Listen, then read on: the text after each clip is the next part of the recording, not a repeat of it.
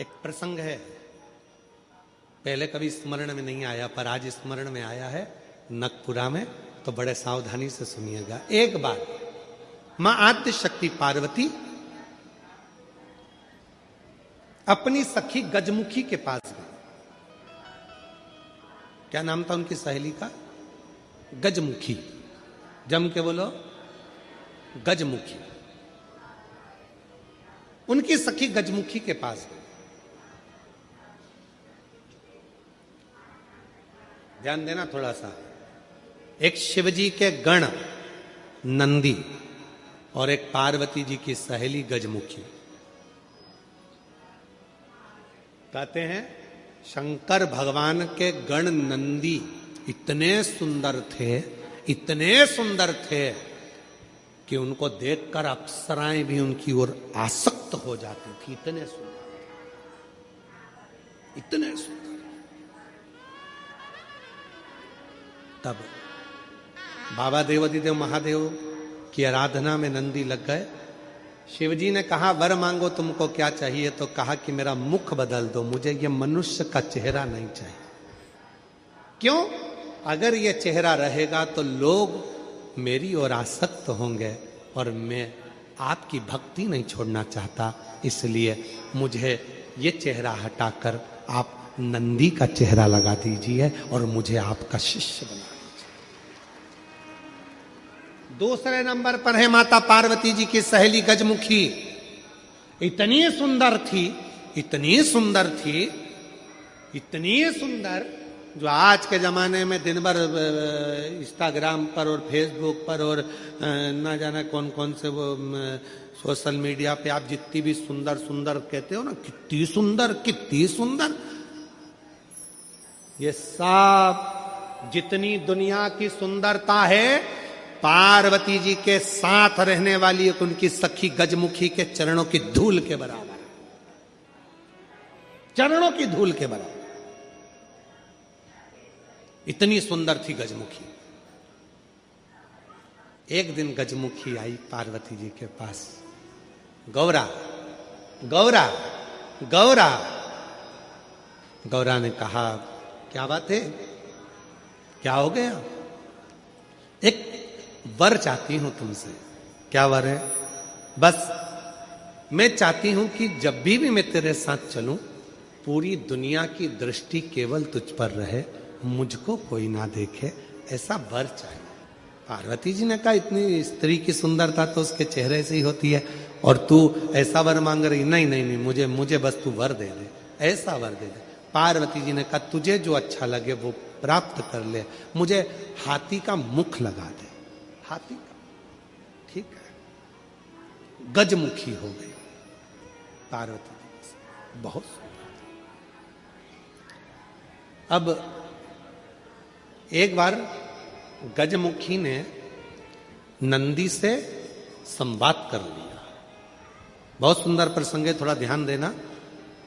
पहली बार स्मरण में आया इसलिए उसको सुनाने का मन कर गया। बहुत सुंदर प्रसंग। गजमुखी ने नंदी से एक बार संवाद कर लिया। दोनों की खींचातानी होने लगी।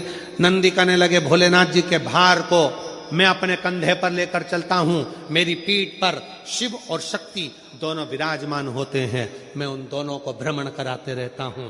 देखा मुझ में बल, मैं शिव और शक्ति को अपनी पीठ पर बिठाकर घुमाता रहता हूं। गजमुखी सुनती रही, सुनती रही। गजमुखी ने कहा रे नंदी, ये तेरा भ्रम है कि तू शिव को उठाकर लेकर जा रहा। ये तेरा भ्रम है कि शंकर भगवान तेरी पीठ पर बैठकर जा रहे हैं। शंकर भगवान को लंका का राजा रावण भी ले जाना चाहता था, पर भगवान शंकर ने अपने अंगूठे को, मात्र पांव के अंगूठे के नख को इतना सा दबाया था और रावण ने पूरा बल लगा दिया था तो नहीं उठा पाया था। जरा सोच नंदी, वो तो शंकर भगवान की कृपा है तुझ पर, इसलिए शिव जब तुझ पर बैठते हैं हल्के हो जाते हैं, इसलिए तेरे साथ चले जाते हैं। पर नंदी मानने को तैयार नहीं। जब नंदी नहीं माना, तब गजमुखी ने कहा कि नंदी मेरी बात मान ले।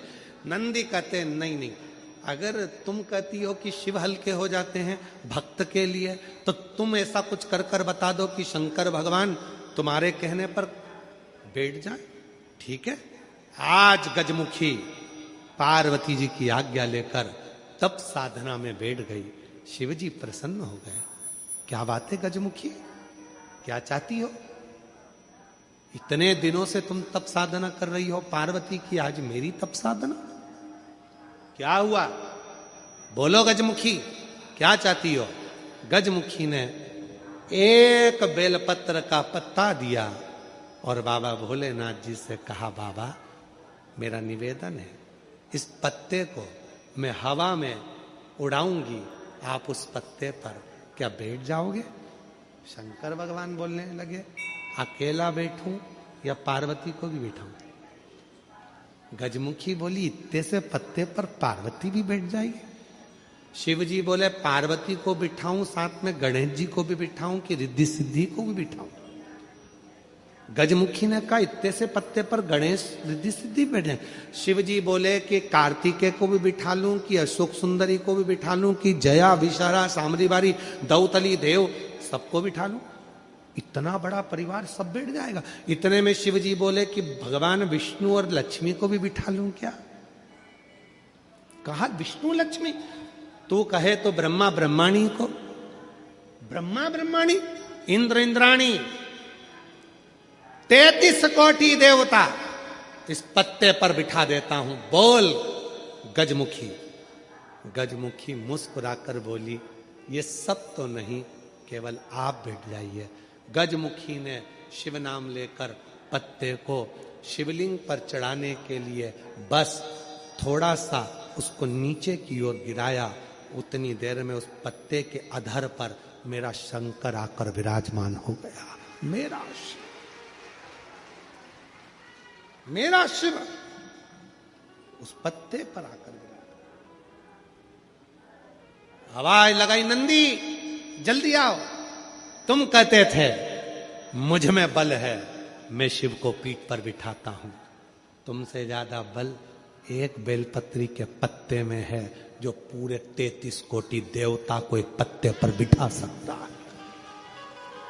एक बेलपत्र के पत्र में वो बल होता है, एक बेलपत्र के पत्ते में वो बल होता है, पूरे ब्रह्मांड को वो अपने में समेटे रहता है। तब भगवान शिव ने प्रसन्न होकर कहा, सुनो गजमुखी, आज मैं प्रसन्न हुआ, तुम्हें वर देता हूं। जब भी पृथ्वी पर मृत्युलोक में कोई पार्थिव शिवलिंग का पूजन करेगा और पार्थिव मिट्टी का जब कोई शिवलिंग बनाएगा, उस शिवलिंग को केवल थाली पर, पाटे पर या लक्कड़ पर नहीं, मेरा बेलपत्र रखकर जब उस पर कोई शिवलिंग का निर्माण करेगा, जो कामना वो चाहेगा उसकी कामना शिव उसी क्षण पूरा कर देगा, उसी क्षण पूरा। आप में से कितने लोग हैं जो पार्थिव लिंग का निर्माण करते हैं? हाथ उठाओ। करते हो सब? वैसे नहीं करते होगे तो सावन में अपन लोग सब मिलकर ही करते। काय में बनाते हो? पात्र में।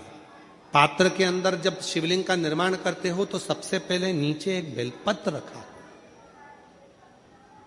रखते हो? जम के तो बोलो, रखते हो ना? बहुत जरूरी है एक बेलपत्र। क्यों? कहते हैं जब हमने शिवलिंग बना लिया, पूजन चालू कर दी, पानी डालना प्रारंभ करा, ये तो मिट्टी है, धीरे धीरे पानी चढ़ते चढ़ते गलने लगती है। जब मिट्टी गलने लगती है, शिवलिंग थोड़ा थोड़ा थोड़ा थोड़ा खंडित होने लगता है। मन में आता है कि हमने शिव जी की पूजन करी, शिवलिंग मिट्टी का था, गल रहा है। शहद चढ़ाने से, दूध चढ़ाने से, जल चढ़ाने से, अभिषेक करने से मिट्टी गलने लगी है, शिवलिंग खंडित होने लगा है। शिव महापुराण की कथा कहती है, पार्थिव लिंग को, मिट्टी के शिवलिंग को जब हम बेलपत्र के ऊपर निर्माण करते हैं, पार्थिव शिवलिंग बनाकर पूजन करते हैं, तो वो मिट्टी का शिवलिंग अगर गल भी जाए, टूट भी जाए, पानी में बह भी जाए,